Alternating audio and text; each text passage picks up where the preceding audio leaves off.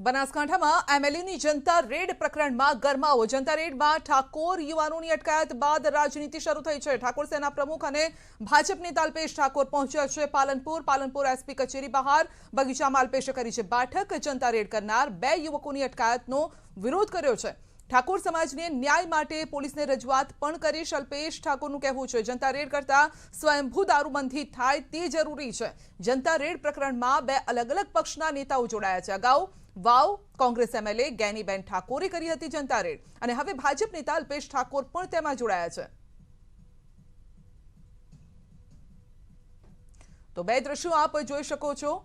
જનતા red અને બે ઠાકોર યુવકોની જે અટકાયત કરવામાં આવી છે તેને લઈને રાજકારણ ગરમાયું છે।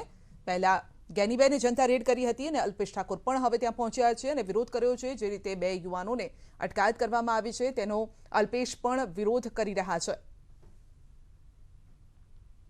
તો જનતા રેડ કરતા સ્વયં દારૂબંધી થાય તે જરૂરી છે અલ્પેશનું કહેવું છે, કારણ કે આ પહેલા પણ અલ્પેશ ખુદ જનતા રેડ કરી ચૂક્યા છે।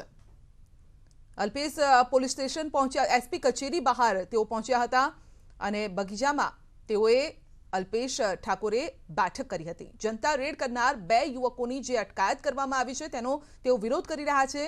ઠાકોર સમાજને ન્યાય માટે પોલીસને રજૂઆત પણ કરશે તેવી તેઓએ બાંહેધરી આપી છે। જનતા રેડ કરતા સ્વયંભૂ દારૂબંધી થાય તે જરૂરી છે। તો જનતા રેડ પ્રકરણમાં બે અલગ અલગ પક્ષના કોંગ્રેસ અને બીજેપી આ બે પક્ષના નેતાઓ જોડાયા છે।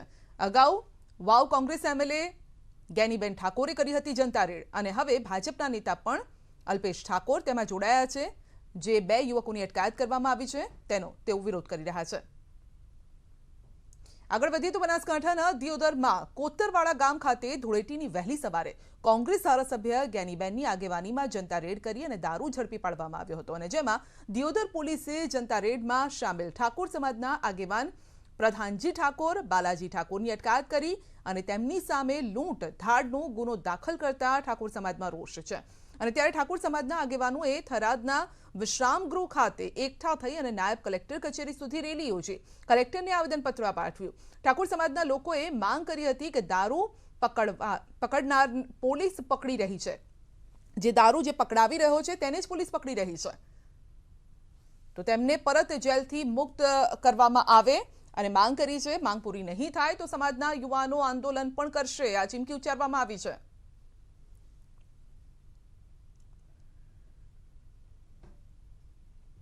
પોલીસને સુપ્રત કર્યો હોવા છતાં જે આરોપ ભાઈ અમારા જે યુવાનો હતા એમનો પીઠ થાબડવાના હતા, એની જગ્યાએ પોલીસે જે પેલા બુટલેગરો છે એમની રજૂઆત સાંભળીને જે ખોટો ગુનો દાખલ કર્યો છે અને અમારા જે યુવાનો હતા એમને જેલમાં ઘાલ્યા છે, એટલે એ બિલકુલ ખોટું કહેવાય છે।